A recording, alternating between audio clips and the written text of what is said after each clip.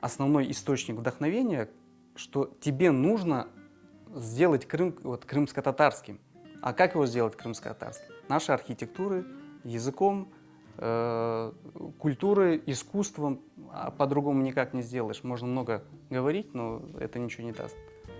Нужно, чтобы предметно человек, когда приезжал, он видел, куда он приезжает. И когда он заходит в интерьер, чтобы он понимал, что этот интерьер отличается от любого другого. Когда появляется глина, все, ты просто уходишь, ну не знаю, в транс какой-то.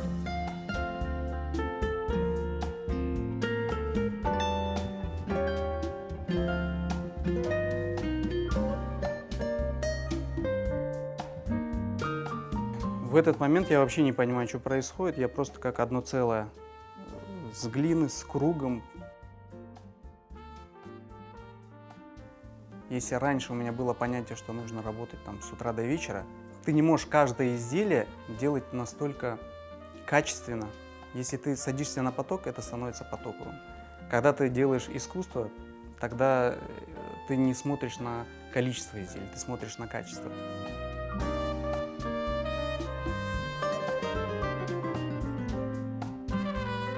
С детства была тяга постоянно что-то рисовать. С цветом никогда не работал в детстве. И как-то я его, наверное, не чувствовал как положено. Мне проще было все рисовать простым карандашом. И куда бы я ни ходил, я всегда там рисовал.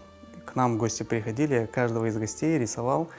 У меня была тяга именно к портрету. И мне казалось, что в будущем я буду портретистом. У меня, наверное, в генах это. У меня мой дедушка художник, Мустафа. Вот. Дядя художник, это его сын. У меня задача стояла передать характер.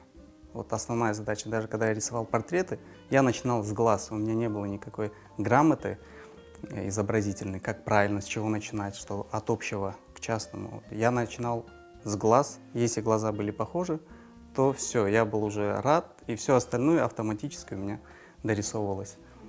Было много заказов, все заказы я рисовал бесплатно, просто отдавал людям.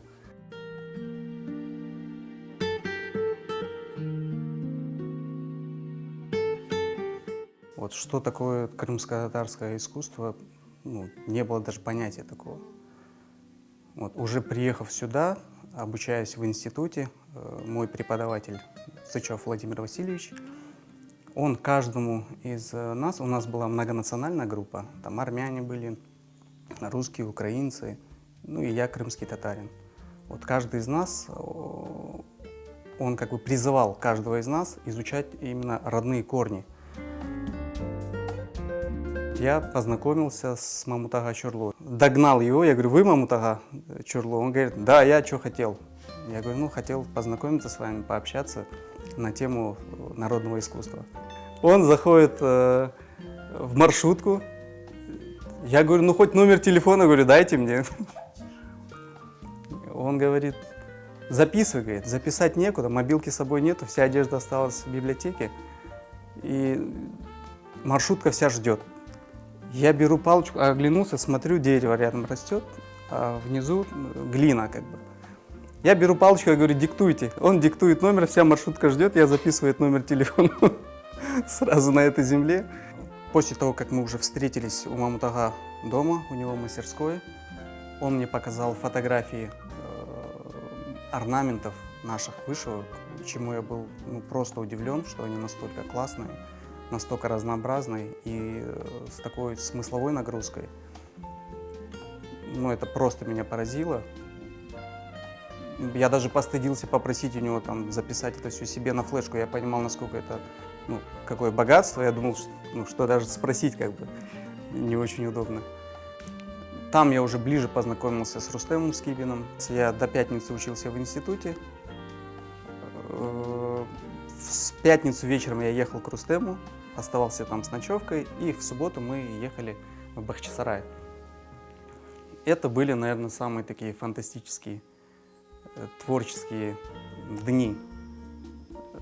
Обстановку передать просто невозможно, насколько там было здорово. Сам Бахчисарай вообще, Я туда после Симферополя, когда попал, я точно понял, что это рай.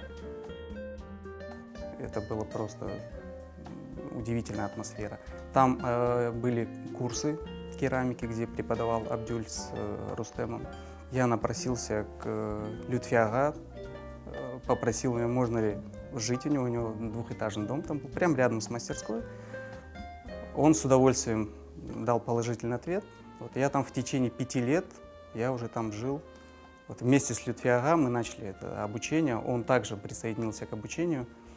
Вот, мы вместе жили, учились, развивались, делились опытом. И я уже понимал, что я не буду идти никаким другим путем, я буду только керамистом. И заниматься этим буду профессионально. Но это мое, это такая свобода, это творчество, словами не передать, это нужно просто прожить этот момент.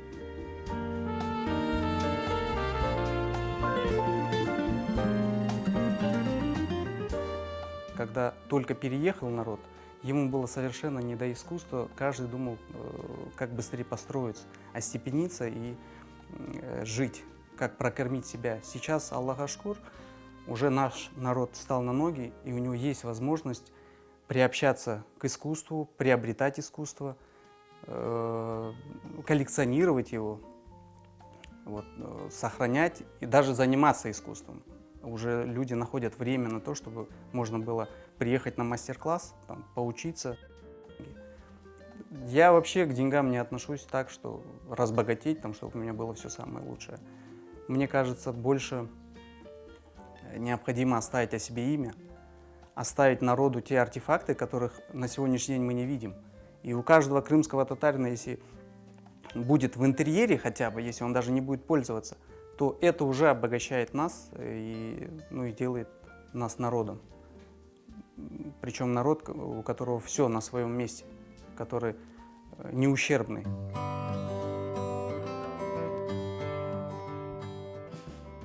Семья, да, семья – это такая интересная штука. Но мне повезло, что моя супруга так же в искусстве, как и я. И это нас обогащает. Наши дети растут, они видят, чем мы занимаемся. И волей-неволей они уже тоже садятся рисовать, садятся лепить, гончарить. Вот. Я думаю, это очень интересно, но, к сожалению, я не могу этим процессом руководить. Он может вообще уйти в другую профессию. Помимо искусства, цветы сажаю, музыкой занимаюсь, рисую на бумаге. Сейчас это редко, конечно, но тем не менее. Вот. Очень меня интересует огород, сад. Я очень люблю это. Я люблю прививать на деревья другие сорта, на грушу, другой сорт груши. Меня это радует. Различные цветы сажаю. Мне интересно, как оно все раскрывается, растет. Это же здорово. И это также является источником вдохновения, когда ты видишь, как вообще Бог такое разнообразие всего для людей очень подарил.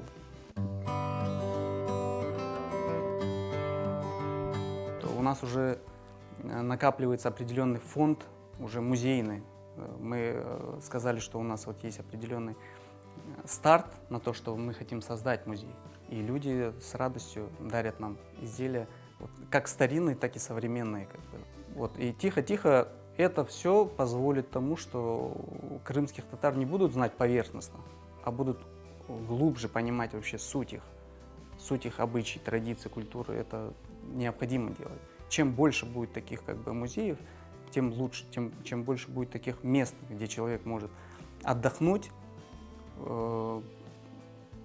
приобщиться вообще к тому, что делает мастер, и еще если он при этом будет видеть, какое было, например, до, какое сейчас искусство, это очень здорово.